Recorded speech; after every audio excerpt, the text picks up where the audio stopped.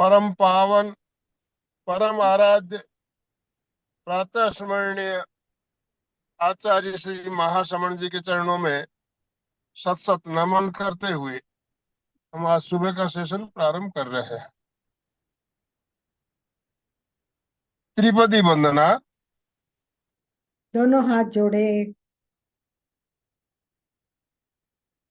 सीधे स्ट्रेट, आंखें कोमलता से बंद। वंदे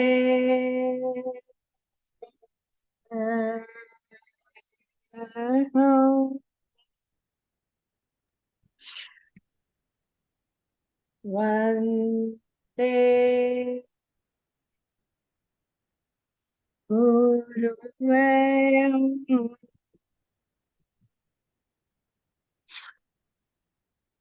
वंदे सत्यम।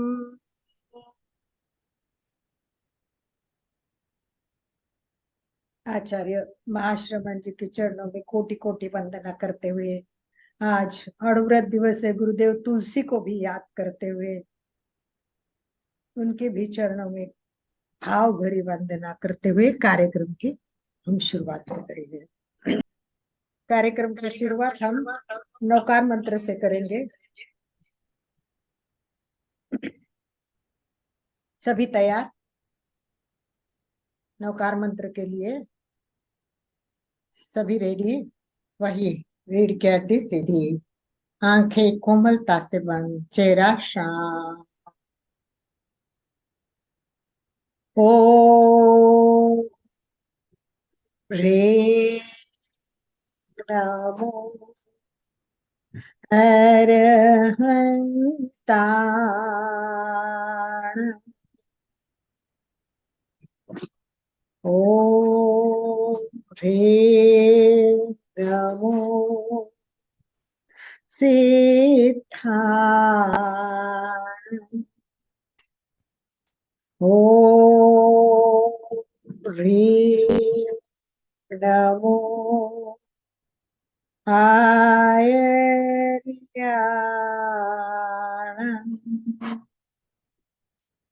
ओम रे नमो वज्रायण।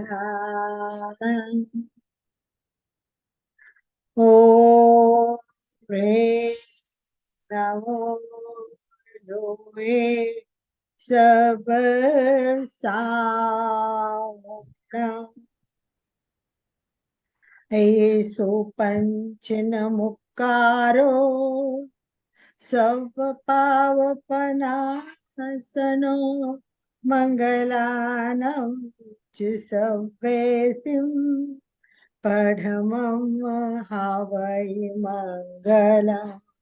पढमं हावै मंगलम्।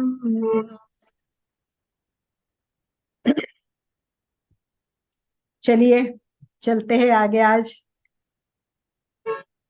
सबको ये जानना है ना, महावीर का फोन नंबर है और कोड नंबर भी है। तो कोड नंबर और फोन नंबर जानने के लिए मैंने कहा इतना इजी तो नहीं मिलने वाला। कल मैंने छोटी छोटी बातें बताई आपको और कहा कि किस तरह भगवान महावीर के पास पहुंचना है। तो मैंने हिसाब किताब की बात बताई कि भगवान महावीर का बगीचा है, साधु साध्विया श्रावक सब कुछ है। हम उस बगीचा में जाते, घूमते, देखते, कोई कुछ लेता है कुछ नहीं लेता है। परंतु भगवान महावीर का कोड नंबर पाने के लिए बहुत बहुत बहुत इंटरेस्टिंग कहानी है जो मैंने सुनी तो मैं कल गदगद हो रही थी।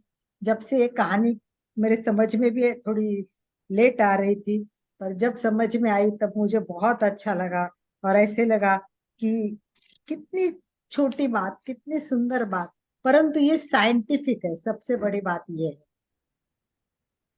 कि आप बोलेंगे भगवान महावीर कहाँ, हम कहाँ और कैसे टेलीफोन लगेगा। ये कोई प्रैक्टिकल थोड़ी है, ये तो सब कहने की बातें हैं। परंतु सचमुच इन सारे विषयों पर अनेक यूनिवर्सिटी में रिसर्च हुआ है, और हम कहीं भी पहुंच सकते हैं, कभी भी पहुंच सकते हैं। तो इस प्रकार ये भगवान महावीर को हम देखते हैं तो कितने उपसर्ग आए उनके जीवन में, परंतु वो कायस्थ में रहे और उन्होंने कभी भी कोई भी मतलब विरोध प्रकट नहीं किया, वेदना नहीं दिखाई। इसके लिए एक शब्द यूज किया है, वो शब्द बहुत डिफरेंट है और उसको जानने के लिए हमें पूरी एक क्लास लेनी पड़ेगी। मैं केवल वो शब्द का उल्लेख करती हूँ क्योंकि कहानी पूरी उस पर आधारित है। वो शब्द है समुद्घात। समुद्घात नाम का शब्द है, किसी ने सुना होगा, पता नहीं होगा। चलो सुचिता जी ने थोड़ा सा सुना है, तो सुचिता जी बता दीजिए आप क्या है समुद्घात, थोड़ा सा जितना आप एक आधा वाक्य में बता सकते हैं। इसका तो हम पूरा एक बात में क्लास लेंगे। समुद्र ने जीवों की मरना जन्म मरना, जीवों का अपने जो जीव रहते अनंत बार मरना, उसको बहुत यानी मुझे डिटेल में नहीं है, लेकिन बहुत बार जो रात को पाठशाला होती है हमारी, उसमें आया है समुद्र यानी जीव को मरना जन्मना, और उसका बहुत उसके साथ जो हमारी क्रिया होती है उसके उससे रिलेटेड होता है वो ठीक है, समुद्र। कोई परफेक्ट है। वैसे तो एक सिद्धांत है, वो ऐसा सिद्धांत है कि कैलिफोर्निया यूनिवर्सिटी में इसका रिसर्च हुआ है, वो भी उन्होंने दिया। सुप्रिया जी भी कुछ बताना चाहती है। सुप्रिया जी का हैंड रेज है, तो सुप्रिया जी भी कुछ बोल सकते हैं। अ, हो सके तो वीडियो ऑन कर दीजिए। सुधा जी, नीरू जी, आप इतने अच्छे जुड़े हैं तो थोड़ा सा वाह, बहुत अच्छा। सुप्रिया जी कुछ बताना चाहोगी? सुप्रिया, सुप्रिया को अनम्यूट का ऑप्शन देते हैं। पूरी स्कूल में तो है, मतलब नोट यस, मैंने भी शास्त्रों में सिर्फ पढ़ा है, ज्यादा कुछ नहीं जानती समुद्घात के बारे में। लेकिन उसका वेदना समुद्घात, मरना समुद्घात ऐसे नाम होते पढ़ा है मैंने, ज्यादा कुछ नहीं पता। ठीक है। ये बहुत बड़ा विषय है कि अपने आत्म प्रदेश से मतलब बाहर निकल जाना और फिर वापस बॉडी में आना, ये एक हाँ बहुत हाँ बड़ी चीज है। मूल हाँ, शरीर हाँ को हाँ, छोड़ते हुए मूल जीव शरीर को, तो यही रह छोड़ते जाता है, हाँ, तो आत्म छोड़ते प्रदेश आत्म से प्रदेश। बाहर जाना है। और बाहर जाते। तो वो बात हम इतना डिटेल में नहीं जाएंगे। अपनी डायरेक्ट आज इसके लिए एक कहानी सुनाना बहुत जरूरी है। भगवान केवली वगैरह समुद्घात होते हैं, इतना पढ़ा है मैंने, केवली का समुद्घात हाँ, बहुत ऐसे पढ़ा चमत्कार, है। जो कई चमत्कार होते हैं वो चमत्कार नहीं होते, ये तो वही वो होता है, बहुत है, यानी 7 प्रकार के दिए हुए समुद्घात वैसे तो। 7 प्रकार के समुद्घात है। वो तो अपन जब क्लास लेंगे, डिटेल में जाएंगे तब देख लेंगे। इसके लिए कोई स्पेशलिस्ट को मैं बुलाऊंगी समुद्घात पे बोलने वाले। परंतु आज हमें जानना है भगवान महावीर का कोड नंबर। तो सबको इंटरेस्ट है कि क्या कोड नंबर हो सकता है, ऐसा है क्या? और है, 100% है ऐसा। मैं इसलिए कह रही हूँ कि कैलिफोर्निया और अलग यूनिवर्सिटी में इसमें रिसर्च हुए हैं, और वो रिसर्च के रिपोर्ट भी अपने पास पुस्तक में दिए हुए हैं। वो तो मैं, आपको पता है कि साध्वी श्री जी की किताब, डॉक्टर दिव्य प्रभा जी की किताब के आधार पर बता रहे। तो इंटरेस्टिंग कहानी उसके लिए जरूरी है। तो चलो डायरेक्ट कहानी करते हैं, क्योंकि हमें आज अणुव्रत चेतना दिवस के बारे में जानना है, और मधु जी भी जुड़े हमारे साथ। तो एक बार सभी मधु जी का भी स्वागत करें, आए हुए हैं तो सभी एक बार सबका स्वागत, वेलकम। पर्यूषण की सबको शुभकामनाएं देते हुए हम कहानी की शुरुआत करते हैं। आपको पता है, चंदन बाला के पास प्रथम दीक्षित साधी हुई थी, वो उनकी संसारी मौसी थी, और जिनका नाम था मृगावती। जिनका नाम था मृगावती। मृगावती उस समय की, मतलब नॉट भारत की, कहते कि दुनिया की सबसे सुंदर नारी थी। ऐसी नारी कोई हो ही नहीं सकती, इतना सौंदर्य। ये कहानी बहुत लंबी है, पर मुझे अपने शॉर्ट के हिसाब से आज और कल में कवर करने की कोशिश करनी है। तो इतनी श्रेष्ठ, इतनी खूबसूरत, और ये महाराजा शतानिक की धर्मपत्नी थी। अब वो किसकी बेटी थी इतने अपने डिटेल में नहीं जाएंगे। वो हमेशा उसको पर्दे में रखता, कोई ना देखे, कोई ना देखे। एक बार राजा ने चित्रकला की प्रदर्शनी लगाई, एक चित्रकार आया था और चित्रकला की प्रदर्शनी, बहुत बड़ी प्रदर्शनी थी। तो रानी की बहुत इच्छा हुई कि मुझे प्रदर्शन देखना है, मुझे चित्रकला देखना है। तो राजा ने पहले तो बहुत मना किया, फिर उसने ऐसा एक विशिष्ट, उस जमाने में भी देखो कितना वो था, एक पर्दा तैयार किया। ऐसा पर्दा तैयार करने के लिए बोला कि अंदर की व्यक्ति बाहर का सब कुछ देख सकते, परंतु बाहर के व्यक्ति को पर्दे के अंदर नहीं देख सकेगी। इस प्रकार का एक पर्दा रानी के सामने लगा दिया और फिर बोला आप देख सकती हो। और फिर रानी वो चित्रकार देखने चली गई, देखने चली गई। पर बात यह हो गई थी कि उस पर्दे के नीचे से एक अंगूठा रानी का दिख रहा था, एक अंगूठा दिख रहा था। और वो चित्रकार महान चित्रकार था, वो एक अंगूठे को देख के पूरे व्यक्ति का चित्र बना सकता था। उसने मृगावती का चित्र बना दिया। जैसे ही राजा के सामने चित्र आ गया, राजा को गुस्सा आ गया। खुशी तो नहीं हुई, गुस्सा आ गया, क्योंकि शंकाशील था। मन में आया कि रानी को मेरे बिना कोई देखता नहीं, और ये किसने देखा, ये रानी का पिक्चर किसने दिया। उसने जब चित्रकार को बुलाया और उसको तुरंत फांसी की सजा सुना दी। तो फिर चित्रकार आया और उसने बताया, नहीं, मेरे में एक ऐसी विद्या है कि मैं अंगूठा देख के पूरा पिक्चर निकाल सकता हूँ। तब राजा को विश्वास नहीं हुआ तो कई बार प्रयोग करवाए, और राजा को जब लगा कि सही बात है तो उसको पुरस्कार दिया और उसकी छुट्टी कर दी। मनुष्य चित्रकार था, अच्छा भी था, पर उसको बहुत बड़ा अपमान लगा। फांसी की सजा क्यों सुनाई मुझे, मेरी बात पहले क्यों नहीं सुनी, मुझे क्यों नहीं बुलाया। उसके दिमाग में बस गुस्सा चढ़ गया। फिर उसने क्या किया, वैसे चित्र बनाया रानी का। और राजा का जो एक पक्का शत्रु था उस टाइम, राजा का एक बहुत शतनिक का जो कौशुंबी का शत्रु था, वो चंड प्रद्योत नाम का राजा था। चंड प्रद्योत नाम का राजा, उसके पास उसने वो चित्र भेज दिया। अब इतना सुंदर चित्र देख के उस टाइम के राजे महाराजे बस फिदा हो गया। राजा बोला कि मुझे ये रानी चाहिए, बस उसे मुझे ये रानी चाहिए। उसने राजा को संदेश भेजा, राजा को संदेश भेजा, छोटे से हो, इतना सा राज्य, मैं इतना बड़ा हूं, मेरा इतना बड़ा सैन्य है, और मैं युद्ध करूंगा तो तू 5 मिनट में हार जाएगा। क्यों लड़ाई वगैरह करते हो, रानी को मेरे को दे दो, समर्पण कर दो, रानी को मेरे को देना है, ये भेंट मुझे चाहिए आपसे।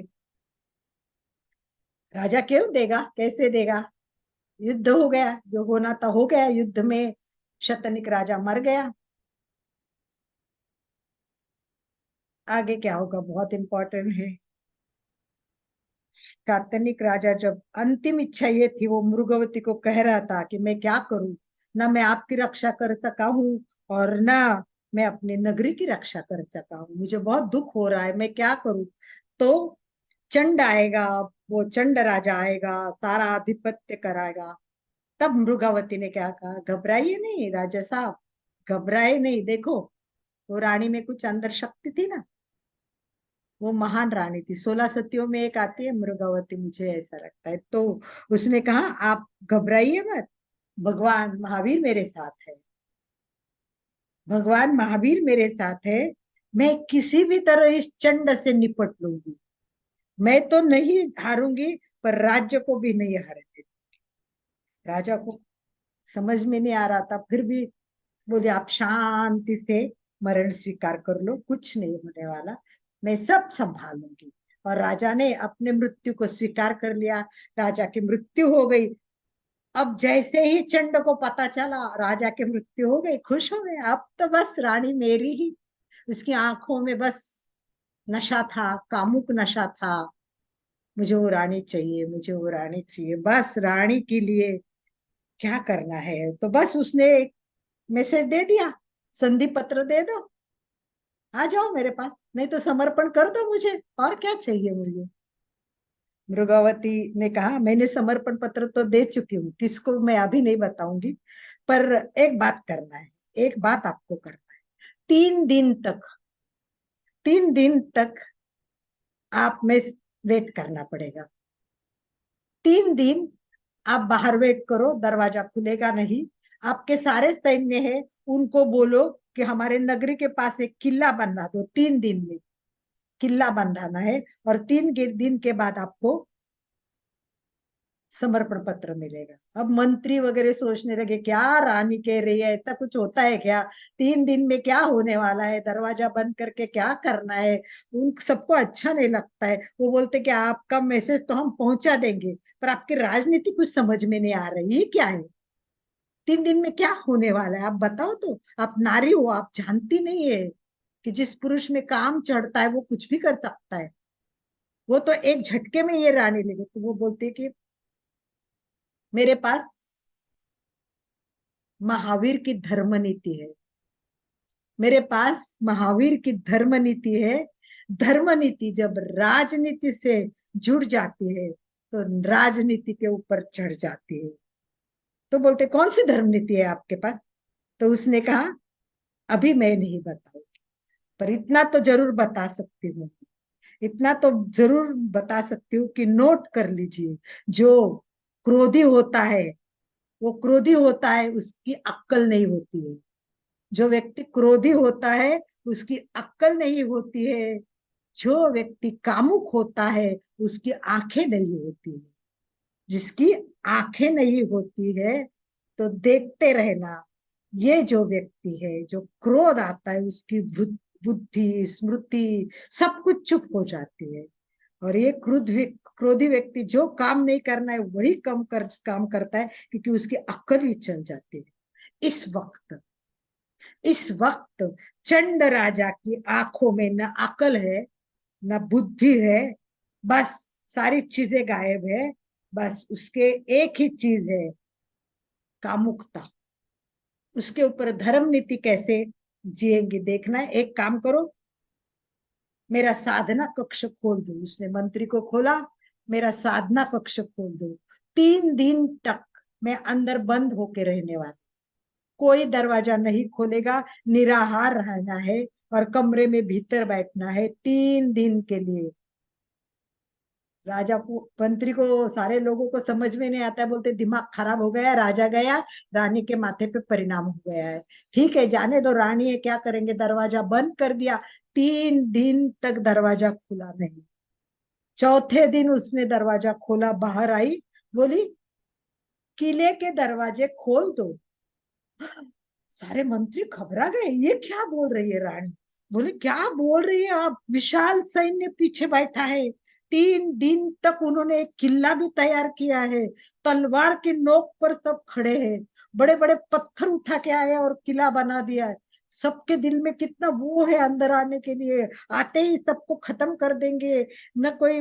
क्या कर रही है आप, ऐसे में कैसे करूं।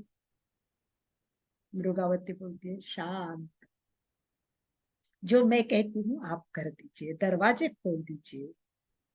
चंड नहीं आएगा, चंड नहीं आएगा, भगवान महावीर आ रहे हैं, भगवान महावीर आ रहे हैं। तो वो मंत्री बोलते हैं आपने भगवान महावीर को कहाँ से मैसेज दिया, वो कहाँ से आएंगे, भगवान महावीर कहाँ से आएंगे। तो वो बोलती भाई 3 दिन हो गए ना मैं अंदर थी, भगवान महावीर 2000 किलोमीटर की यात्रा तय करके आ चुके हैं। उन्होंने इतना लंबा सफर किया है, कहाँ से कहाँ आ गए। देखो कहाँ राजगृही, कहाँ कौशंबी और कहाँ ये अवंतिक नगरी, परंतु यात्रा करके कौशंबी में महावीर पहुंचे हैं। 2000 किलोमीटर की यात्रा की है। तो चलिए मैं कहती हूँ वैसे किए। और ये जो सिस्टम है वो सिस्टम उनके पास थी, मैसेज देने की, फोन करने की। लोकल फोन होता है तो अपन ऐसे घुमाते हैं, पर एसटीडी हो तो कोड नंबर चाहिए ना, तो उसके पास कोड नंबर भी था, उसके पास कोड नंबर भी था। उसने कोड नंबर से भगवान महावीर को संपर्क किया था और भगवान महावीर चल पड़े थे। रिंग हो गई है। अब हमारी रिंग क्यों नहीं होती उसके बारे में मैं आज नहीं बात करूंगी, हम कल बात करेंगे, कहानी को पहले सुनते। तो ऐसे करते करते करते करते रानी बोली कि आप कुछ मत करो, भगवान महावीर का कोड नंबर मृगावती जानती थी। उन्होंने संपर्क कर लिया था महावीर का कोड नंबर, मैं अभी नहीं बताऊंगी आपको, मैं अभी बाद में बताऊंगी आपको वो कोड नंबर। और जैसे आह्वान किया था, नगरी का दरवाजा खुल गया, नगरी का दरवाजा खुल गया। और उसने कहा हाथी को निकालो, उसका एक खुद का हाथी था, श्वेत हाथी। सारे हाथी निकालो, सारा सैन्य इनका भी तैयार था। श्वेत रंग का हाथी, श्वेत रंग के कपड़े पहने हुई मृगावती, पूरे बाल खुले किए हुए, वो एक सफेद हाथी पर बैठ गई और चंड ने सोचा, वाह, सुना है कि रानी हाथी पे बैठी है, उसको मैसेज मिलते जाते हैं ना लोगों से, सैनिकों। अब तो रानी आ गई, समर्पण करने आ गई रानी, अब निकल चुकी है, अब वो मेरे पास आ गई, कामुक, आंखों में काम लिए हुए, मन में रानी के चित्र देखते हुए, सपनों में वही रानी रानी करते करते, वाह वाह वाह, ये सुंदरी का चित्र मैंने देखा, अब आत्मसमर्पण होगा, वो तैयार हो गया, खुश हो गया, वाह। सफेद हाथी को सफेद वस्त्रों में सजी हुई, खुले बालों से और भक्ति से विभोर मृगावती कहती है, भगवान महावीर की जय, भगवान महावीर की जय, भगवान महावीर की जय। ऐसा नारा शुरू किया, सारे सैनिकों ने भी नारा शुरू किया, जुलूस आगे बढ़ता रहा, आगे बढ़ता रहा। लालाई चंड की आंखें ऊपर हो गई रानी को देखने के लिए, और यहाँ शब्द बताया उन्होंने, शांत वस्त्र में बैठी मृगावती, उसकी आंखें उठ गई और समूह घात का जोरदार प्रवाह हो गया। यह समूह घात इसके आत्मा प्रदेश से निकल गया और अपनी कामुक आंखें खोल कर वो बैठा था वहां। मृगवती की क्षमा की और प्यार की आंखें गई। मृगावती की आंखें बार बार और बराबर चंडक की आंखें देख रही थी। चंडक की आंखें धीरे धीरे धीरे बंद होने लगी, बंद होने लगी। उसके हाथ से शस्त्र नीचे गिर चुकी, उसके हाथ से अपने आप, क्योंकि वो समूह हाथ का प्रयोग हो गया, उसके हाथ से अपने आप शस्त्र नीचे गिर गए। भगवान महावीर की जय सुनते सुनते सुनते उसके बॉडी में परिवर्तन आने लगा, परिवर्तन आने लगा। यहाँ डॉक्टर दिव्य प्रभा जी ने लिखा है, बहुत सुंदर लिखा है, ये प्रवचन है उनका, उसमें से बताया। उन्होंने कहा, मुझे दुख होता है कि जब प्रवचन चलता है, मैं बोलती हूँ कि जय महावीर बोलो, भगवान महावीर की जय बोलो, तो प्रवचन में कैसी आवाज आती है, कितनी आवाज आती है, क्यों नहीं ये आवाज खुल के आती है, जैसे मोहब्बत करने वाले भगवान महावीर आए, जैसे मृगवती की आवाज है, ऐसे क्यों नहीं आए। महावीर की आवाज सुनते ही, महावीर की आवाज सुनते ही चंड का सारा काम और क्रोध खत्म हो गया। जिस तरह दबा हुआ था वो उठ गया, उसका स्वत्व जागा। उसने सोचा, ये नारी नहीं है, ये नारी नहीं है, ये शक्ति है, ये शक्ति नहीं है, ये महाशक्ति है, ये महादेवी है, ये माता है, ये जगत माता है। उसके हाथ जुड़ गए। मृगावती धीरे धीरे चंड के पास जाती है, बोलती, चंड घबराते क्यों हो, चंड घबराते क्यों हो, आओ मेरे पीछे पीछे, दूसरा हाथी है, उस पर बैठ जाओ, दूसरा हाथी है, उस पर बैठ जाओ, हम सब मिलके महावीर के समूह शरण में चलते हैं, हम सब मिलके महावीर के समूह शरण में चलते हैं।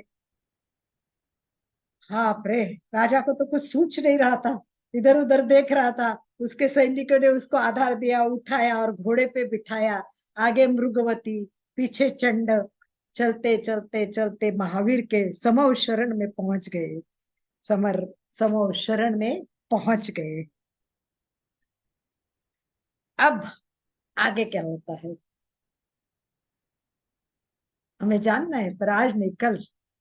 फिर कोड नंबर भी कल मिलेगा, फोन नंबर भी कल मिलेगा, और आपको ये नंबर लोगों को देना है तो आज आपको भी तैयार होना है, क्योंकि समय की ओर देख रही हूँ, 7 बजे मधु जी को हमें माइक हैंड ओवर करना है। तो पहले उनका परिचय भी कराऊंगी। और अणुव्रत आज का दिवस है अणुव्रत चेतना दिवस। अणुव्रत की बात हम कई बार कर चुके हैं, बहुत बार हम कर रहे हैं, करते ही रहते हैं, अणुव्रत के बारे में चर्चा करते रहते हैं। गुरुदेव का सपना था, अणुव्रत एक सपना था। मधु मैं एक वो दिखाती हूँ आपको, पिक्चर दिखाती हूँ अणुव्रत का। अणुव्रत का एक पिक्चर देखिए और मैं मधु की बात भी बताऊंगी। Anuvrat, Anuvrat the way to innovate our self. अपने आप को अगर इनोवेट करना है तो अणुव्रत को स्वीकार करना होगा, अणुव्रत का स्वीकार आपको करना ही होगा। तो ऐसा अणुव्रत गुरुदेव तुलसी ने हमें दिया है और इस अणुव्रत को हमें जन जन तक पहुंचाना है। आज सबको जुड़ेंगे और मधु जी प्रेरणा देगी, उसको सुन के आपको क्या करना है, श्रावक के अणुव्रत समझे और जीवन को धन्य धन्य करे। अपना जीवन बदलने की आज आपको संकल्प करना है। तो सभी को अणुव्रत के बारे में जानना है। बस एक बात मैं बताती हूँ, मधु जी हमारे सूरत की है। सूरत का गौरव कहे तो भी बहुत बड़ी बात है। मैंने कहा कि सूरत में बहुत डायमंड है, चमकते हुए डायमंड में से एक डायमंड मधु जी। मधु, मन इनका सदैव संघ सेवा में रहता है। मन इनका सदैव संघ सेवा में रहता है। धुन इन पर सदैव काम की चढ़ी रहते हैं। आज यहाँ कल वहां कितने फिरते, मैं बोलती हूँ आप थक नहीं जाते क्या इतना सेवा के काम, क्योंकि वो अखिल भारतीय तेरा पंथ महिला मंडल की महामंत्री है। और इनको तो इतनी ब्रांचेस, हमारे सैकड़ों ब्रांचेस सब बुलाते रहते, तो उनको जाना भी पड़ता है, मुख्य काम कार्यक्रम को अटेंड करना ही पड़ता है। तो सूरत में इन्होंने कितना काम किया है। ज्ञानशाला की ये हेड थी और उनको सम्मानित भी किया गया है। एलएलबी भी किया हुआ है इन्होंने, केवल ऐसे नहीं कि धर्म में है, एलएलबी भी किया हुआ है। इनके पिताजी सब, इनका परिवार भी बहुत धर्म के प्रति समर्पित है। तो ऐसे हमारी मधु जी की बेटी अमेरिका में है और उसने मैरिज किया अमेरिका में उस टाइम जब कोरोना चल रहा था। पर उस टाइम जैन विधि से हमने ऑनलाइन उन्होंने विवाह करते हुए देखा था। इतना बड़ा काम ऑनलाइन विवाह करना, और वो भी जैन पद्धति से, वो बहुत बड़ी बात थी। तो इस तरह सतत कामरत में उनका परिचय ज्यादा नहीं दूंगी, क्योंकि एक बार उनकी इंटरव्यू भी हुआ है, इनका परिचय पहले भी हुआ है। बस एक लास्ट पॉइंट मैं बता के माइक हैंड ओवर करूंगी। गुरुदेव तुलसी हमेशा चिंता करते थे, दो चीजें उनके दिमाग में बहुत रहती थी। एक तो अणुव्रत और प्रेक्षा ध्यान। उनको लगता था कि मेरे ये कार्यक्रम है, ये सब समाज के सामने जाने भी चाहिए, हर टाइम इसको करना चाहिए। पर उनके दृष्टि से, उनके इच्छा थी, उस तरह वो नहीं हो रहे। तो उनके आह्वान नाम का एक मैंने बुक देखी, उसमें उनके जो वर्ड लिखे तो वो मैं पढ़ के दिखाती हूँ कि अणुव्रत, नया मोड़, प्रेक्षा ध्यान कार्यक्रम अच्छे ढंग से चल रहे हैं। वो आत्मसात करने की सबकी स्थिति नहीं बनी है। संभव है समाज ने सोचा होगा कि ये सब बातें जनता के लिए, मतलब हमारे ही लोग नहीं जुड़ रहे, इसका उन्हें बहुत दुख है। परंतु मेरा विश्वास है तेरा पंथ समाज अपने को अगर इस भव्य विषय को व्यवस्थित समझ लेंगी, चिंतन करेगी, पूरा चिंतन करके योजना बनेगी, क्रियान्विति करेगी, तो निश्चित ही मेरा ये काम हो जाएगा। इस मेरी पीड़ा और वेदना को आप समझो। मैं आज गुरुदेव की पीड़ा और वेदना आपके सामने रखती हूँ। वो क्या बोलते हैं, उनकी पीड़ा और वेदना सुने और फिर हम चेतना जगाने के लिए जुड़ जाए। उन्होंने कहा, गुरुदेव तुलसी के शब्द है, मैं बहुत बार देखता हूँ, मुझे थोड़ा सा जुकाम होता है, थोड़ा सा ज्वर होता है, श्वास भारी होता है, तो पूरे समाज में चिंता हो जाती है। स्थान स्थान से फोन आते हैं। उस टाइम तार आती थी, तार, टेलीफोन आते थे, तार आती थी, और मुझे हिदायत दी जाती थी कि आपका शरीर आपका नहीं है, ये संघ का है, समाज का है, इसकी उपेक्षा मत करो। इतनी संवेदनशीलता समाज में थी, परंतु मेरी वेदना समाज क्यों नहीं समझता, उससे वो प्रभावित क्यों नहीं होता है, मेरी मन की पीड़ा वो क्यों नहीं समझता है। मेरी कई बार इच्छा होती है कि मैं अपना मन खोल दूं, मन की व्यथा समाज के सामने सुनाऊं।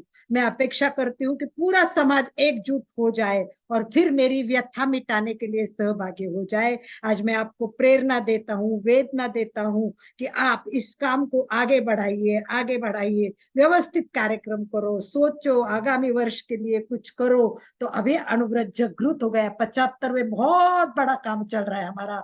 और हर मंगलवार को संयम दिवस होता है। मैं आपको संयम दिवस के लिए भी फॉर्म भेजूंगी, आपको करना है। मधु तो हमारी बचपन से ही अणुव्रती है, इनके पिताजी के संस्कार में से ही अणुव्रत आए हुए हैं। तो इसीलिए अणुव्रत हमारे लिए कोई नई बात नहीं, मेरे भी माता पिता के संस्कार से ही मैं अणुव्रती बचपन से ही हूँ। तो आइए ऐसे अणुव्रती, समाज सेवी और सबको कुछ देने के लिए सदैव तत्पर रहते हुए मधु को हम सुन रहते हैं। मैं माइक हैंड ओवर करती हूँ मधु जी, देरासरिया, सूरत। परम श्रद्धेय परमाराध्य आचार्य प्रवर को मेरी सभक्ति सविनय अभिवंदना। इस संघ के, जैन धर्म के सभी चरित्र आत्माओं को मेरी सभक्ति सविनय अभिवंदना। आज की इस पर्युषण पर्व की व्याख्यान माला कहूं, प्रवचन माला कहूं, उसमें उपस्थित सम्माननीय अलका जी और सभी श्रोतागण, सभी से मेरा सादर जय जिनेन्द्र।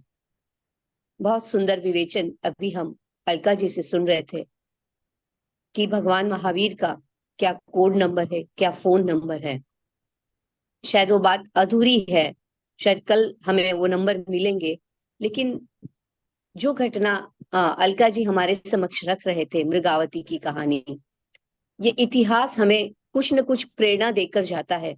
क्योंकि इतिहास या कहानी केवल सुनने के लिए नहीं होती है, कुछ न कुछ प्रेरणा लेने के लिए होती है। और भगवान महावीर के जीवन का दर्शन कहूं या उनका जीवन का चरित्र कहूं, हमें कोई न कोई चीज की प्रेरणा अवश्य देता है।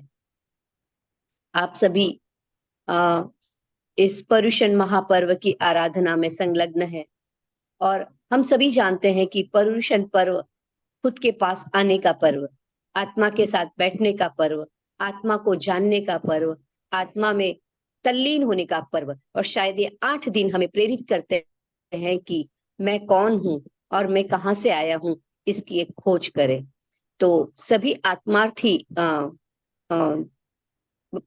जो जुड़े हुए हैं उनसे पुनः मेरा जय जिनेन्द्र कहती हूँ। और आज का जो टॉपिक मुझे अलका जी ने दिया, भगवान महावीर और अणुव्रत, मुझे लगता है कि अणुव्रत के बारे में आप सभी जानते ही होंगे। जैसा अलका जी ने भी अभी बताया कि अणुव्रत क्या है। अणुव्रत जीवन का आधार कहूं, जीवन का दर्शन कहूं, या जीवन को ऊंचाइयों तक ले जाने का माध्यम कहूं, वो है अणुव्रत। भगवान महावीर जब साधना कर रहे थे, कल हमने मौन दिवस, शायद आपने मौन पे सब सुना होगा कि मौन जीवन में क्या हमें उपलब्धियां देता है। भगवान महावीर एक ऐसे महान पुरुष थे जिनके जीवन का हर पहलू कुछ न कुछ हमें सिखाता है। मौन की हालांकि मौन दिवस नहीं है, लेकिन फिर भी मैं कहूंगी कि भगवान 12.5 वर्ष तक मौन रहे, क्योंकि उन्हें केवल ज्ञान नहीं हुआ था। 12.5 वर्ष साधना के बाद उन्होंने अपनी देशना देना शुरू किया। जब तक केवल ज्ञान नहीं हुआ, वो केवल मौन ही रहते थे, जितना जरूरत पड़ती थी उतना ही वो फरमाते थे। तो एक प्रश्न मार्क मेरे दिमाग में हमेशा आता है कि हम थोड़े से ज्ञान में कितना बोलने लग जाते हैं। भगवान महावीर जैसे महापुरुष जब तक केवल ज्ञान, जबकि वो तो जन्म से 3 ज्ञान के धनी थे, मति ज्ञान, श्रुति ज्ञान, अवधि ज्ञान उनको गर्भ से ही था, फिर भी उन्होंने कुछ नहीं बोला। और हम थोड़ा सा ज्ञान होके भी बोलने शुरू कर देते हैं। तो सबसे बड़ा अगर मुझे पॉइंट लगता है कि जीवन में कुछ बनना है, भगवान महावीर से सीखना है, तो सबसे बड़ी मौन की साधना हो सकती है। हालांकि मेरे पास इतना नॉलेज नहीं है कि मैं आपको कुछ बताऊं, लेकिन जो मैं सुनती हूँ वो आपके समक्ष, आप मेरे से ज्यादा ज्ञानी है, मैं जो सुनती हूँ या जो जीवन से सीखती हूँ वो मेरे अनुभव आपके साथ शेयर करूंगी। ऐसा कहूं तो इसमें कोई अतिशयोक्ति नहीं है। भगवान महावीर ने 2 धर्म बताए, एक आगार धर्म और एक अनगार धर्म।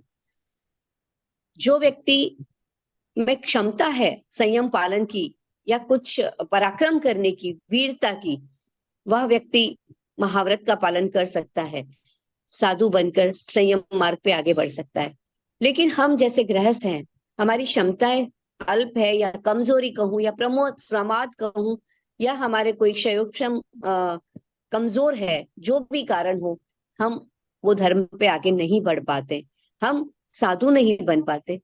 लेकिन फिर भी भगवान ने हर एक के लिए हर रास्ता खुला रखा और उन्होंने जो श्रावक गण है उनके लिए आगार धर्म का विवेचन किया। आगार धर्म यानी अणुव्रत और अनगार धर्म यानी महाव्रत। बस ये अणुव्रत और कुछ भी नहीं है। भगवान महावीर ने जो श्रावकों के लिए धर्म प्रतिपादित किया है, श्रावकों के लिए जो धर्म बताया है, वही है अणुव्रत धर्म। अणु का शब्द को परिभाषित करें तो हमें पता ही चल जाता है कि अणुव्रत यानी छोटा छोटा धर्म, न्यूनतम धर्म। बहुत सुंदर घटना आचार्य श्री महाप्रज्ञ जी की अगर हम बुक पढ़ते हैं तो एक घटना हम बार बार पढ़ते हैं कि एक व्यक्ति, एक भिखारी एक सेठ के पास आया कि सेठ जी मुझे कुछ खाने को दे दीजिए, मुझे आज दिन भर मैंने कुछ नहीं खाया है। तो सेठ ने कहा कल आना। वो दूसरे दिन आया तो दूसरे दिन भी बोला कल आना, तीसरे दिन आया तो तीसरे दिन भी बोला कल आना। तो उस व्यक्ति ने कहा, भिखारी ने कहा, सेठ जी मैं 3 दिन से आ रहा हूँ, आप मुझे बोल रहे हो कल आना, क्या कारण है? सेठ ने कहा अभी आदमी नहीं है, अभी आदमी नहीं है कि तुम्हें कुछ दे सके। आदमी मतलब उनका कहने का मतलब घर में नौकर नहीं है जो तुम्हें कुछ दे सके, अभी आदमी नहीं है, जब आदमी आएगा तब तुम आना। तो भिखारी बड़ा सुंदर जवाब देता है, सेठ जी मैं तो आपको आदमी समझ के ही आपके पास आया था। कहने का तात्पर्य यह है कि क्या हम इंसान है, क्या हम में आदमियत है? अणुव्रत आंदोलन का उद्देश्य, अलका जी आप तो अणुव्रत सेवी है और अणुव्रत में पूरे रंगे हुए अणुव्रत के रंग से जो मुख्य उद्देश्य था आचार्य श्री तुलसी का, वो भी यही था कि इंसान को इंसान बनाया जाए, आदमी को आदमी बनाया जाए। वैसे तो हम सब इंसान ही हैं, हम सब में इंसानियत ही है। लेकिन जब स्वतंत्रता का एक प्रकाश फैला देश में और एक तरफ खुशियां थी और एक तरफ गांधी जी एक आंदोलन रखे हुए थे। देखिए गांधी जी के जो नियम थे, गांधी जी की जो आचार संहिता थी, वो अणुव्रत से काफी मिलती जुलती थी। उनका भी अहिंसा, सत्य, अचौर्य, ब्रह्मचर्य और 5 अणुव्रत के साथ साथ अस्पृश्यता, बहुत सारे नियम थे। आपने भी पढ़े होंगे गांधी जी के दर्शन को। तो एक तरफ गांधी जी का आंदोलन था और एक तरफ आचार्य श्री तुलसी ने सोचा, हालांकि दोनों का कभी मिलन ही नहीं हुआ, लेकिन आचार्य श्री तुलसी ने सोचा कि इस अणुव्रत के इस आजादी के रंग में ऐसा ना हो कि हम अपनी इंसानियत को भूल जाए, और उन्होंने अणुव्रत का प्रतिपादन किया। अणुव्रत कथनी और करनी की समानता की में गति करने की प्रक्रिया है और चरित्र निर्माण का एक सुंदर उपक्रम है। एक सांप्रदायिक आचार्य थे, आचार्य तुलसी को तेरा पंथ के नवम आचार्य थे और आचार्य तुलसी का एक संप्रदाय के साथ एक कनेक्शन था। लेकिन फिर भी सबसे बड़ी बात कि उन्होंने असंप्रदायिकता का एक आंदोलन चलाया। घर घर कहूं या एक क्षेत्र कश्मीर से कन्याकुमारी तक उन्होंने यात्रा की और जन जन तक अणुव्रत को पहुंचाने का एक विशेष प्रयास किया। अणुव्रत का जो मुख्य उद्देश्य है वो भगवान महावीर के दर्शन का ही उद्देश्य है, संयम और शुद्धि। जैसा अलका जी ने कहा कि हर मंगलवार संयम दिवस अणुव्रत मनाता है। संयम क्यों जरूरी है जीवन में, आप और मैं हम सब अच्छी तरह से जानते हैं कि अतिक्रमण कहीं पे भी लाभदायी नहीं हो सकता। शुद्धि अर्थात प्रमाणिकता, हम जहां है, जैसे है, जिस मोड़ पे है, जिस क्षेत्र से हैं, बस हमारी शुद्धि बनी रहे। हम अगर व्यापारी हैं तो हमारी शुद्धि बनी रहे, हम अगर शिक्षक है तो हमारी शुद्धि बनी रहे, हम अगर विद्यार्थी है तो हमारी शुद्धि बनी रहे। आज का युग हम देख रहे हैं कि संयम और शुद्धि के साथ साथ अनुशासनहीनता हम देख रहे हैं चारों तरफ। भगवान महावीर ने अनुशासन का एक संदेश हमें दिया। मुझे लगता है कि भगवान महावीर से ज्यादा अनुशासित व्यक्ति मैंने या आपने कभी जिंदगी में नहीं देखा होगा। उनके जैसा अनुशासन उनके जैसा आत्मसंयम अगर हमारे जीवन में 1% भी आ जाए तो हमारे वारे न्यारे हो जाए, क्योंकि उनकी साधना, उनका अनुशासन बहुत कठोर तो नहीं कहूंगी लेकिन प्रेरणादायी था। आज नेता बनने का युग है, सभी को नेता बनना है। नेता, राजनेता की बात को अगर मैं बाद में लूं और सबसे पहले कहूं कि आज परिवार में भी नेता बनने की होड़ है, और शायद इसका परिणाम हम भुगत रहे हैं कि हमारे संयुक्त परिवार टूट रहे हैं। समाज में पद के लिए एक आपाधापी लग रही है और सभी को पद की होड़ लगी है कि इस पद पर मैं आऊं। तो ये भी एक नेता बनने की चाह के पीछे ही है। और राजनीति तो खतरनाक होती जा रही है, क्योंकि एक पक्ष से दूसरे पक्ष में जाना, नेता बनने के लिए वादा करना और समय आने पर वादे से मुकर जाना, ये सब आज की राजनीति का चित्र हमारे समक्ष है। तो क्या अनुव्रत सिखाता है हमें नेता बनने या नेता बनने से दूर रहने का? अनुव्रत कभी नहीं कहता कि नेता मत बनो। भगवान ने कभी नहीं कहा कि नेता मत बनो। भगवान ने कहा नेता बनो। अनुव्रत ने कहा नेता बनो, लेकिन किसका? खुद का, स्वयं का।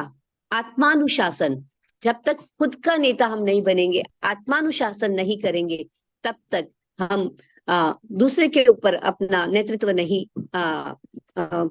कर सकते। तो भगवान और अनुव्रत ने यही कहा कि नेता बनो, खुद का आत्मानुशासन करो। हर तबके के लिए अनुव्रत हमारे समक्ष है।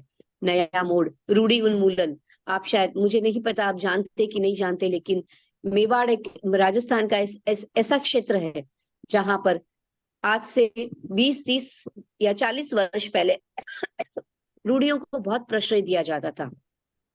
मेवाड़ क्या, वैसे तो राजस्थान में सब महिलाएं घूंघट में रहती थी, पर्दा प्रथा था, दहेज प्रथा था। और दहेज प्रथा तो हालांकि पूरे भारत में थी, लेकिन जब कोई किसी विधवा, किसी औरत, स्त्री के पति की देहांत हो जाता था तो उसके ऊपर जो अत्याचार होता था वो सब गुरुदेव श्री तुलसी ने देखा और उनका मन पीड़ा से भर गया। उन्होंने देखा कि इस समाज की महिलाएं अगर इन रूढ़ियों से जकड़ी रहेगी तो समाज का विकास नहीं हो सकता, क्योंकि समाज का हर व्यक्ति अगर विकसित होगा तो ही विकसित समाज कहलाएगा। पुरुष वर्ग अगर आगे बढ़ता रहेगा और महिलाएं इन रूढ़ी में, घूंघट में, दहेज में लिपटी रहेगी तो समाज का कतई विकास नहीं हो सकता। और उन्होंने नया मोड़ का आंदोलन दिया, वो भी अनुव्रत का ही एक भाग है। महिला विकास का आंदोलन दिया। और आपको एक घटना बताना चाहूंगी। उस वक्त देखिए विधवाओं की स्थिति बहुत दयनीय थी।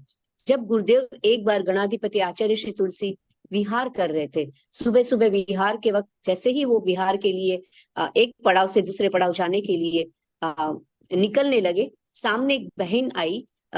वो देखा कि गुरुदेव का विहार हो रहा है, वो तुरंत मुड़ गई पीछे, उसने अपना मुंह फेर लिया और पीछे हो गई। आचार्य श्री तुलसी की दृष्टि उस महिला पे गई और पूछाया कि वो बहन ने मुंह क्यों मोड़ा, वो पीछे क्यों चली गई।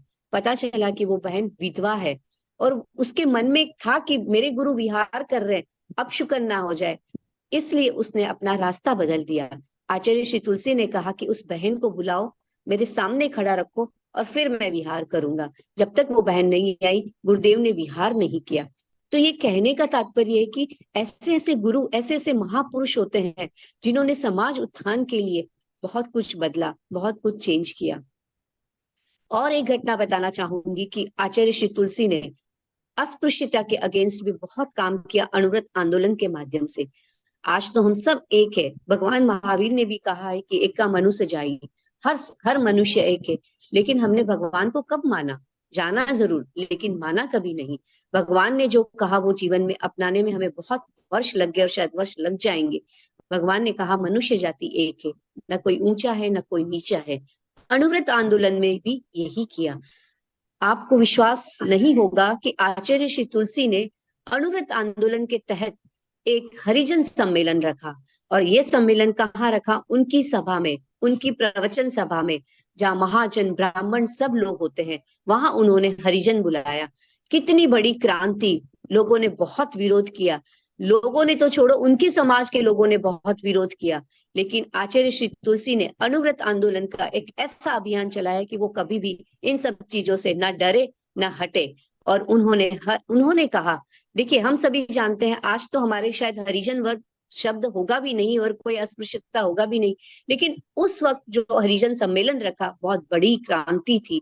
हर व्यक्ति एक है, कोई भी व्यक्ति ना तो अपने कर्म के अलावा किसी भी जात पात से ऊंचा नीचा नहीं हो सकता, उसका कर्म ही उसे ऊंचा बनाता है।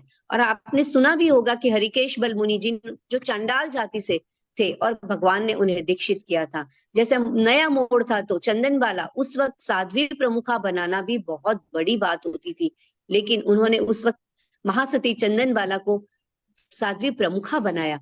नारी जाति के उन्मूलन के लिए उन्होंने काम किया, वैसे ही अनुव्रत ने भी काम किया, आचार्य श्री तुलसी ने भी वैसा ही काम किया।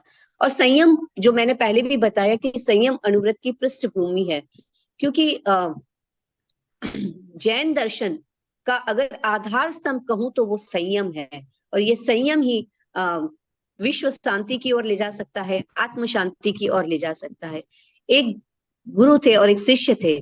गुरुजी, वो शिष्य जब नया नया उनका शिष्य बना, वो चलता था तो गुरुजी बोलते थे ऐसा मत चलो, धीरे धीरे चलो। जब वो खाने बैठता था तब गुरुजी बोलते थे शिष्य ऐसे मत खाओ, धीरे धीरे खाओ, मौन करके खाओ।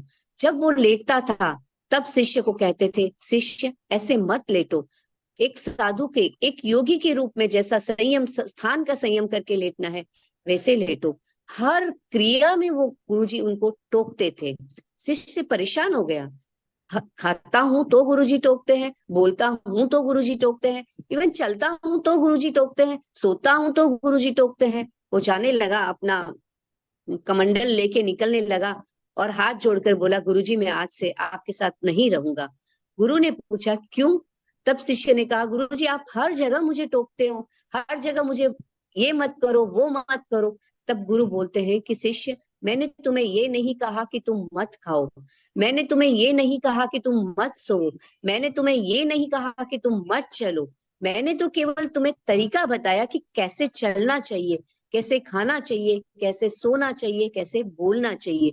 ठीक वैसे ही हमें जो दर्शन, जैन दर्शन सिखा रहा है कि कैसे हमारी जीवन शैली होनी चाहिए, और अनुव्रत भी हमें सिखाता है कि कैसी हमारी जीवन शैली होनी चाहिए।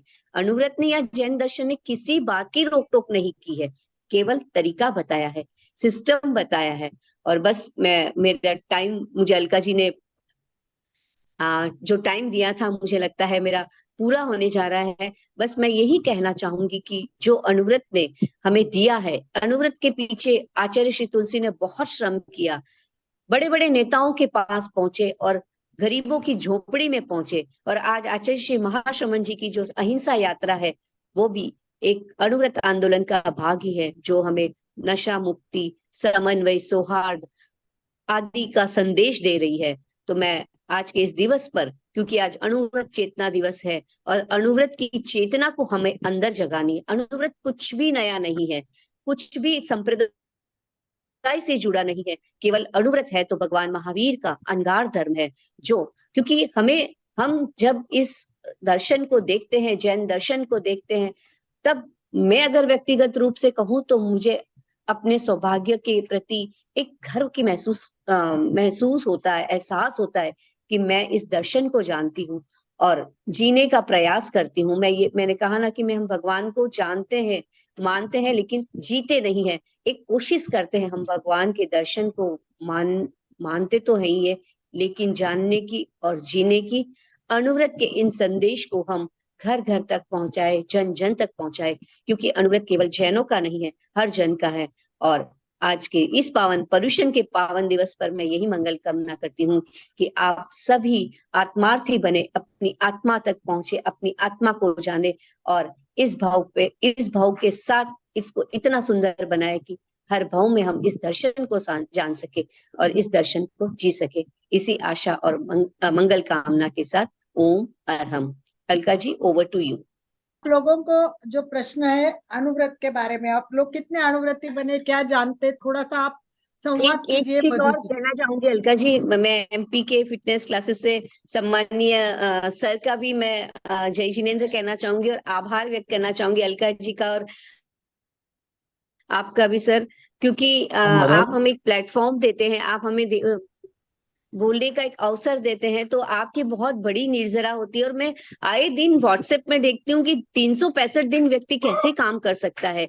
1 या 2 दिन में हम हिल जाते हैं। आज मुझे बोलना था तो सब शेड्यूल सेट करना पड़ता है कि भाई पहले ये करना, बाद में वो करना है। लेकिन सर, आप और अलका जी तो 365 दिन ही हमारे लिए उपलब्ध रहते हो। तो आपके प्रति भी मैं बहुत बहुत मंगल कामना करती हूँ और आभार ज्ञापित करती हूँ कि आप निर्जरा के इस क्रम से जुड़े हैं। तो सर, आपका भी बहुत बहुत आभार। मैं आपको एक मैडम, बताना चाहूंगी मधु जी कि आनंद भाई जी अभी ट्रैवल कर रहे हैं और उतरे और बैंगलोर से मतलब एयरपोर्ट से जा रहे थे तब कार में उन्होंने ये सब स्टार्ट कर दिया। अब घर जाके पहुंच के फिर वापस खोल के बैठ गए। मतलब उनको इतना वो है कि रास्ते में हो कहीं भी हो। और आज हमारे साथ एक राजू भाई डांगे जुड़े हैं जो अमरावती से है और एक नेशनल लेवल पे इंटरनेशनल लेवल पे काम करते हैं। उनका भी एक हमारे जैसा ग्रुप है, संवाद नाम का ग्रुप है।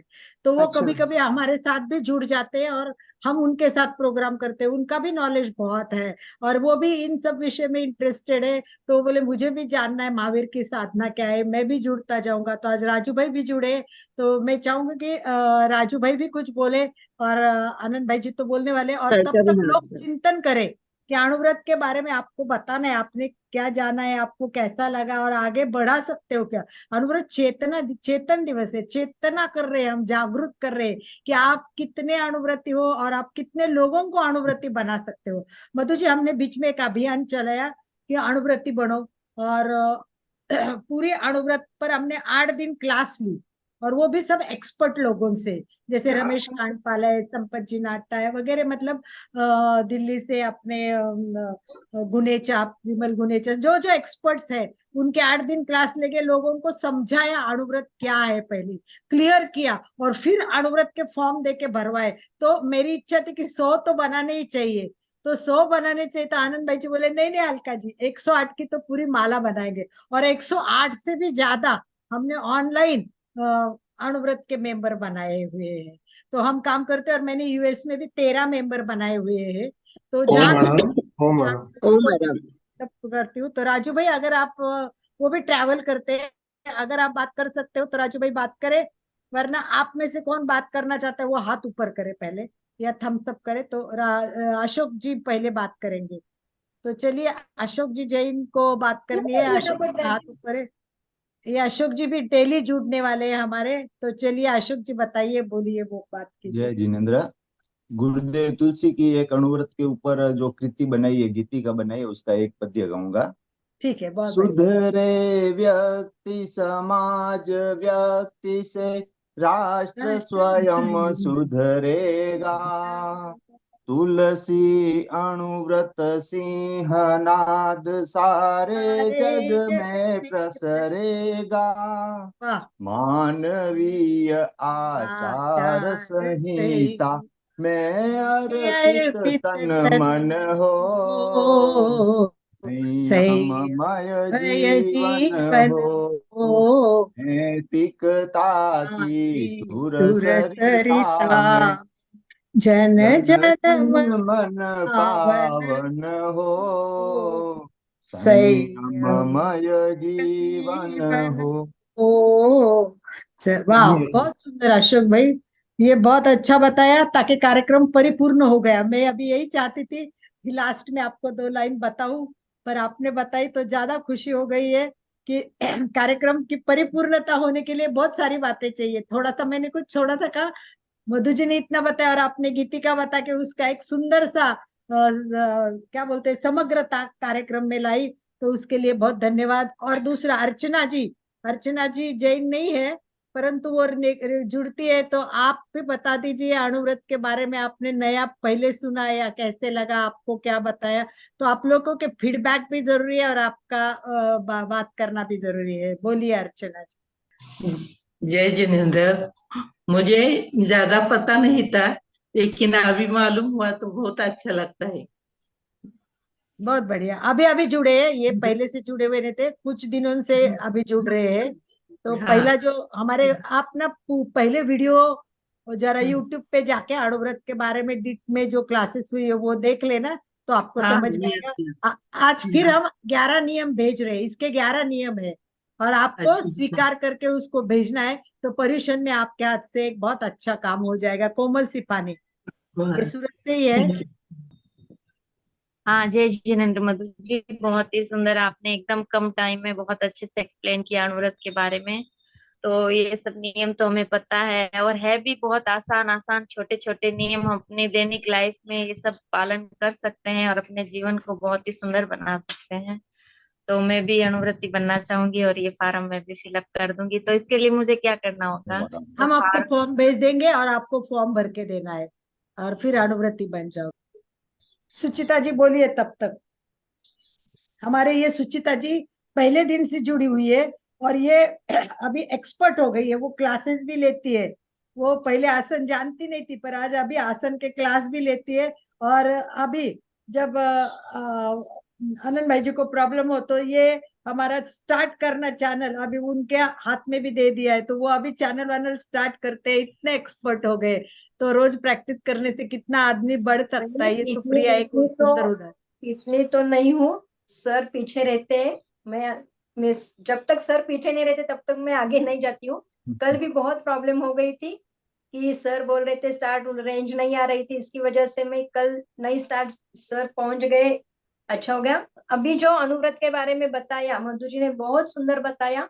सही में अनुव्रत 11 जो है हम तो जैन लोग पालते ही है, लेकिन मैंने फॉर्म भरा नहीं है, जैसे कोमल जी ने बताया वैसे आज मैं फॉर्म भरूंगी। बहुत सुंदर है। बहुत धन्यवाद। बहुत ओम बढ़िया। हरम। और फॉर्म भरे या ना भरे, सबको मंगलवार को संयम करना है। संयम खलु जीवनम, संयम ही जीवन है। तो वो मंगलवार का भी एक फॉर्म है, वो भी मैं आपको आनंद भाई जी के साथ भेज देती हूँ। गूगल पे आए तो आपको डायरेक्ट फॉर्म भर के देंगे तो भी चलेगा। यस, ठीक है, चलेगा। आई थिंक राजू भाई नहीं है आनंद भाई जी, उनके ट्रैवल में रहते तो उनका शायद नेट चलता नहीं होगा। जी, तो अभी कोई बात नहीं करने वाला हो तो आनंद राजू भाई जी भाई आप। जुड़ गए जुड़ गए। राजू भाई जुड़ गए। हाँ बोलिए राजू भाई।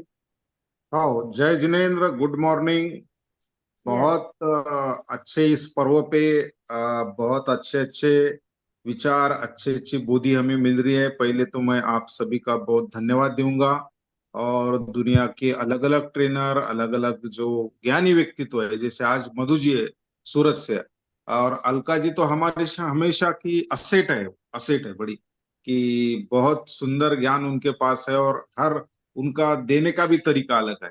और आज मधु जी ने भी बहुत सारी बातें, मैं तो लास्ट ज्वाइन हो गया, जस्ट कंक्लूडिंग के समय थोड़ा व्यस्त था।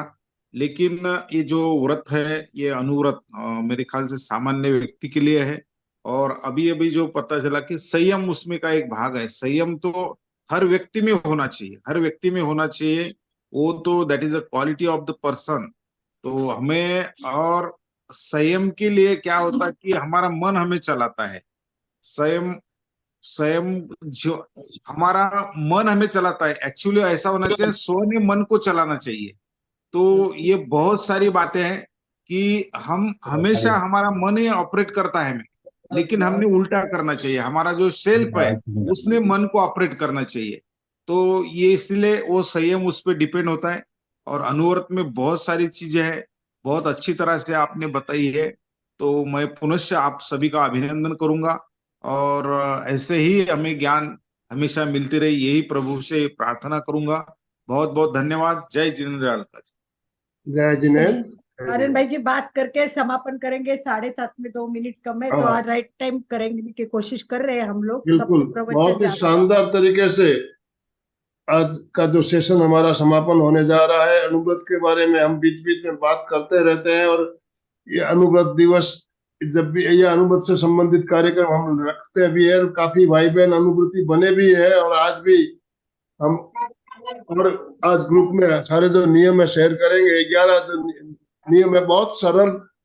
आप फॉर्म भर सकते हो, अनुव्रती बन सकते हो। तो मैं आज जो हमारा जो नियम है पहले ग्रुप में शेयर करता हूँ, आप उसे ध्यान से पढ़िए, पहले समझिए।